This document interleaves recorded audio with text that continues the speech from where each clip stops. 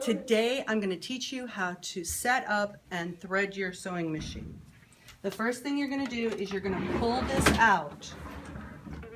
Extend this until you hear it lock. Then use your finger, pull the wood cover out. Now the machine is down here, keeping it nice and safe. We're going to take two hands on either side. We're going to push down, kind of like giving CPR. Bring it up, you're going to hear it click. Push slightly, and it'll come all the way up into position.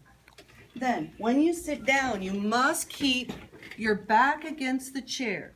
Your feet are in front of you. Your machine should already be plugged in over here. If it's not, do that now.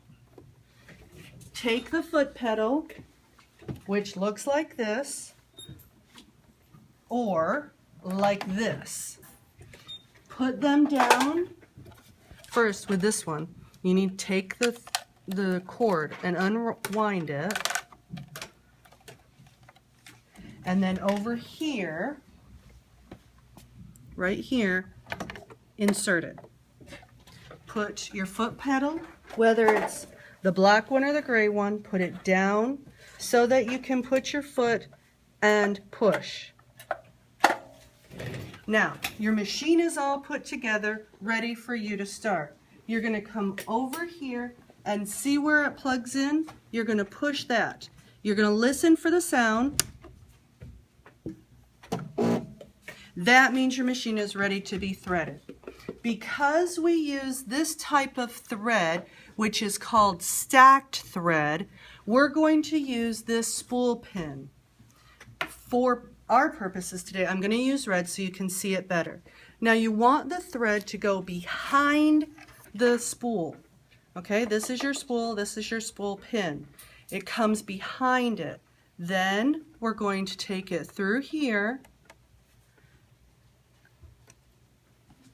Then we're going to put it right here between these. We're going to bring it down. Then through here, and then down here we want to get it behind that, and then see this right down here, it's very, very small. We're going to take that and slide it in there. Each one of these steps is very important to get the correct tension for our machine. Now, because this is a new piece of thread, we're going to put our finger behind it so it helps us see the hole better. And then we want to get it right through the eye. And if you're having difficulty like I am, I'll show you a little trick. We're going to make it kind of like a knife. We're going to cut it at an angle. And that allows it to go through that hole really easy. I say that. There we go. Nope.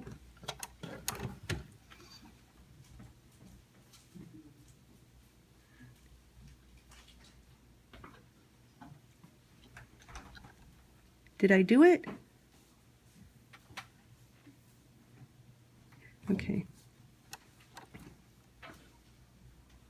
We may have trouble if we've been sewing on paper because the dust from the paper will get into the eye of the needle. But once we get that wiped out, it'll go through just fine. Then we're going to put it right through the slit and we put it back there. Now we don't have to worry about that for a few minutes. So what we're going to do then is we're going to come over here and see how there's two areas. There's this part right here that you can put your nail under. If you don't have a nail, use your finger, or if you've got fake nails, don't use your fake nails. Then pull it open, and you want to have your bobbin case and your bobbin. Again, for today's purpose, I'm going to use a bright color so that you can see it best. Now, the first thing we want to do is we're going to take this little tail and we're going to take it between our three fingers. Then we're going to pinch the bobbin. With our other hand, we're going to rest the little stem on our thumb. We're going to just drop it in there, pinch it so it doesn't come apart, and then thread it right there in between those two teeth. When we look at it being all threaded, it should look like this. Now, when we're down in here, see that little area right there? That's where this is going to slide into. So we're going to put it right in there, and we hear the little click.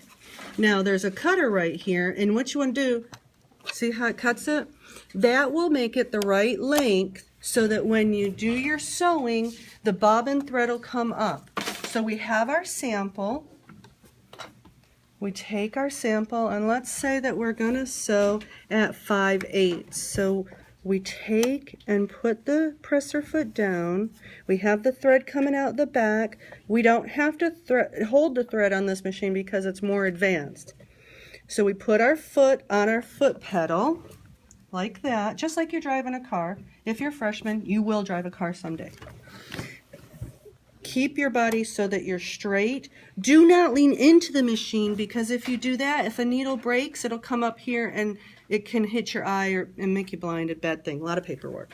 Okay, so we're going to start. We only want to take a couple of stitches. Then this button right here is for anchoring the thread. Because we're sewing with a sewing machine, we can't tie a knot. So we push and hold that, and we go back just a few stitches. Then we release that, and we continue to sew. There's two other steps that you really need to see. And see how the thread has made it all nice and neat? We're gonna do two steps. We're gonna do a pivot, and every time we stop with our machine, our needle's gonna come up. See how it's up? We're gonna take our hand wheel, we're going to turn it towards us just until the needle is back into the fabric. We're going to lift the presser foot. We're going to do 1/4 turn. We're going to put the presser foot back down, and we're going to sew. This is called pivoting. You must pivot whenever you're sewing on like a pillow or anything that has squares in it. So one more time, the needle will come up.